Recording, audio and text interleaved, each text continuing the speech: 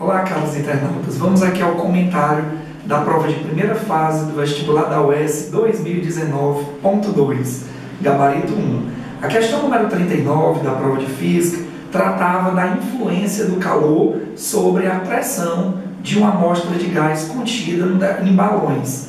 A questão número 40 tratava sobre o assunto de análise dimensional, onde o candidato tinha que analisar qual a dimensão de um ângulo medido por um determinado acelerômetro, onde esse ângulo era medido pela razão entre a força normal à tela e a força peso lá atuante. A questão número 41 era uma questão que tratava do conceito de pressão, muito interessante, inclusive, sempre lembrando daquele conceito de que pressão é força dividida pela área. Então, como é a pressão quando a força está atuando sobre uma área pequena? E como é a pressão quando a força está atuando, está distribuída sobre uma área grande? Então, bem interessante a questão número 41. Questão 42, uma questão para o aluno aplicar o conceito de massa específica, como massa distribuída pelo volume. E aí, nesse caso, o aluno precisaria, utilizando-se da área, com sua devida conversão de unidade, e utilizando-se da quantidade de milímetros que choveu na região, o aluno poderia determinar o volume de água que se acumulou na localidade. E a partir disso, usando o conceito de massa específica, determinar a massa de água que foi acumulada naquele local. A questão número 43 tratava do assunto de equilíbrio de forças.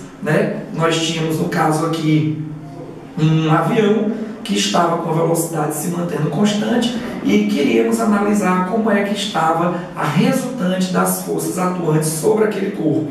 A questão número 44 é uma questão sobre a associação de molas, onde é feita uma comparação entre a deformação das molas de um colchão de mola, estando a pessoa deitada sobre o colchão e estando a pessoa em pé sobre o mesmo colchão. A questão número 45 é uma questão sobre geradores, particularmente sobre curto-circuito.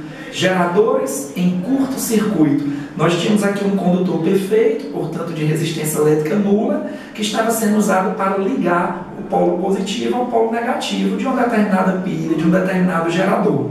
E a questão número 46, uma belíssima questão sobre o caráter vetorial da grandeza momento linear, ou quantidade de movimento, onde o candidato tinha que estar muito atento ao fato de que, para calcular o módulo da variação da quantidade de movimento, ele deveria pegar o módulo do vetor quantidade de movimento final e analisá-lo comparando com o módulo do vetor quantidade de movimento inicial. Mas lembrando que o vetor quantidade de movimento, como todo vetor, tem um módulo, tem uma direção e tem um sentido. Então, nesse caso, teremos um vetor apontando para baixo, que é o vetor quantidade de movimento inicial, e um vetor apontando para cima, que é o vetor quantidade de movimento final.